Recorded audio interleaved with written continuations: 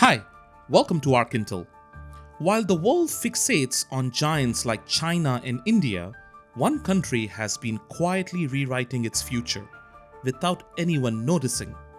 No headlines, no spotlight, just raw momentum. It's not the biggest, it's not the richest, but it's rising. Fast. Trade is exploding, industries are scaling, and global investors are circling. It's not Singapore, it's Malaysia. And what's happening there right now, it could completely upend how we think about economic power in Asia. This isn't just growth, it's a calculated play.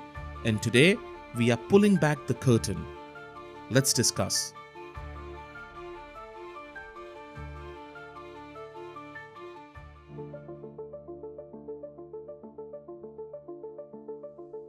Back when it was known as British Malaya, Malaysia was a supplier of raw goods, rubber, tin, and palm oil. It was never meant to be a star of the global economy, just a cog in someone else's machine. But that changed fast. After World War II and the independence in the rear view, Malaysia had a choice: stay poor or play catch up. And in the 1970s, it chose to industrialize. It launched a bold economic plan aimed at reducing poverty, fixing inequality, and building an educated workforce, all while staying laser-focused on exports. That plan became known as the New Economic Policy.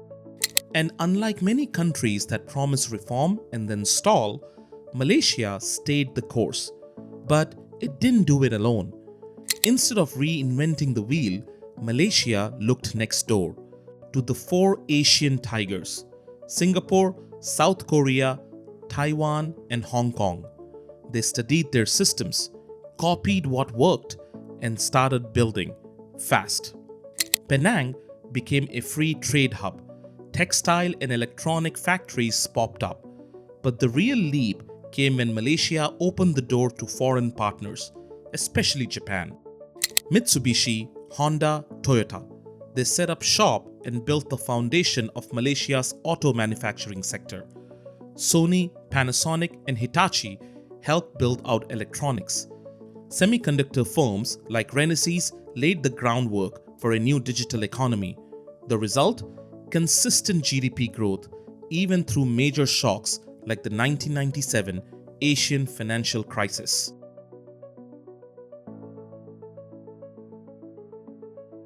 Malaysia isn't just lucky, it's strategic.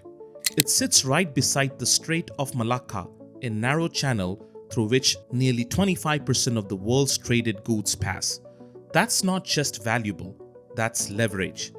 It connects the Indian Ocean to the South China Sea, making Malaysia a key player in global freight. It also happens to be at a time zone sweet spot. Malaysian businesses can overlap hours with both the West and the East.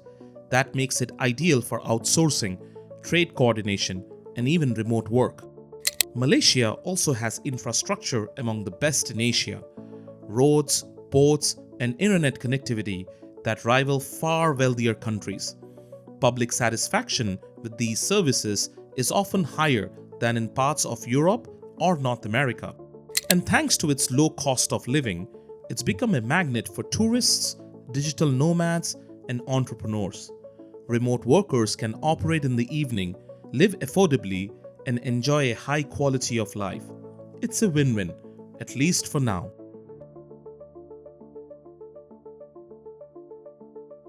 Here's something most economists miss. Malaysia's real strength isn't just in exports, it's in its value for money. And this is where purchasing power parity, an idea first championed by Swedish economist Gustav Cassel after World War I, becomes crucial. He proposed it as a better way to compare the true prosperity of countries, especially when inflation distorts traditional metrics. By that measure, Malaysia punches far above its weight. A $50,000 salary in the US might barely get you by in cities like San Francisco or New York. In Malaysia, that same income can support an entire family with a comfortable lifestyle, including housing, transportation, healthcare, and entertainment. It's one of the few countries that offers both low living costs and modern infrastructure, and that's made it a magnet for remote workers and global investors alike.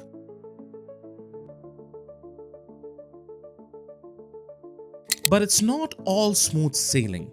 Malaysia's growth has leaned heavily on foreign direct investment. That's helped bring in capital and know-how, but it's also made the country vulnerable. When innovation stalls abroad, Malaysia feels the ripple. For decades, it's been a reliable, low-cost partner to firms in Japan and beyond.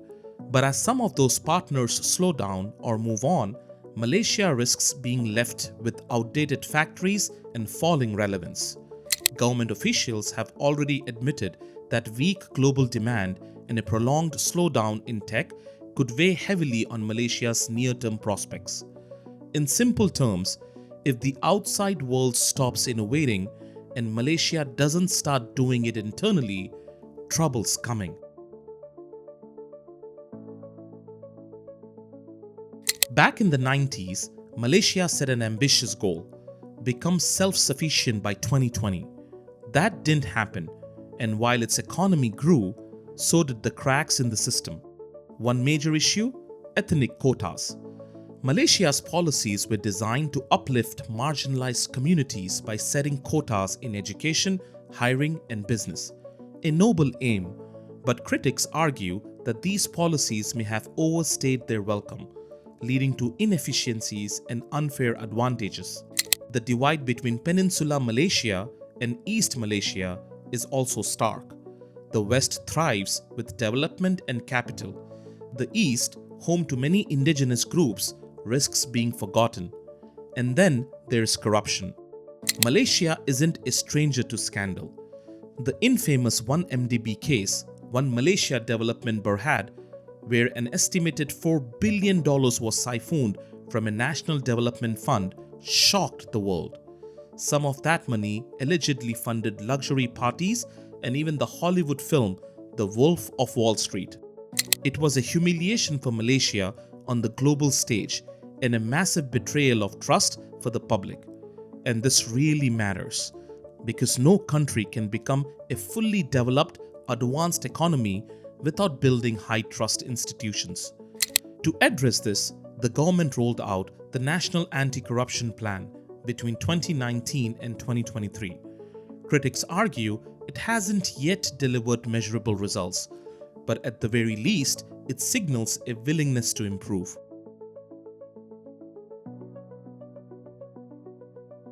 Still, Malaysia isn't stuck. It's actively retooling. The new National Industry Master Plan (NIMP 2030) lays out the next chapter. 3 goals: move up the value chain into high-tech manufacturing, double down on innovation, and embed sustainability across industries. Semiconductors are a bright spot. Malaysia now handles 13% of global chip testing and packaging. That's not just a niche, it's critical to the global supply chain. Companies like Intel and Infineon are investing heavily, replacing earlier Japanese partners and bringing in cutting-edge tech. To support this, Malaysia is overhauling education, expanding STEM, and training tens of thousands of engineers to meet growing industry demand. That's how you beat the middle income trap, by building a high-skill, high-trust, high-tech workforce.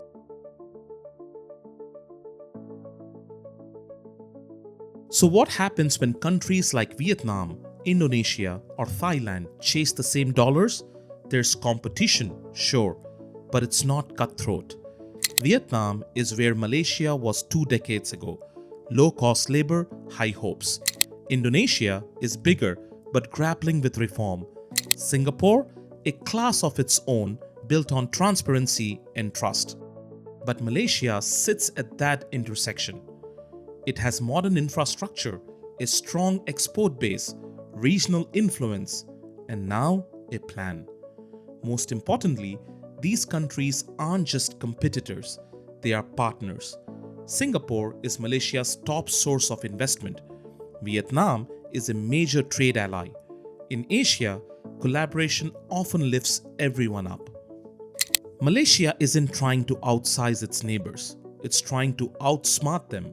With strategic geography, modern infrastructure, rising industries, and global trust slowly being rebuilt, it's positioning itself not just as a player, but as a connector. A bridge between the old manufacturing giants and the new digital frontier. But here's the twist. None of that guarantees success. Because Malaysia's biggest challenge now is itself. Whether it becomes a breakout leader or stalls in place won't be decided by foreign investors or shipping routes, but by whether it can keep building institutions that last, trust that sticks, and innovation that's truly its own. If you found this video valuable, make sure to check out the California collapse. In this video, we break down the truth behind the headlines. From Silicon Valley to Hollywood, California powers the world's fifth largest economy. But critics keep calling it a failed state. What's the truth? Click the video now to find out.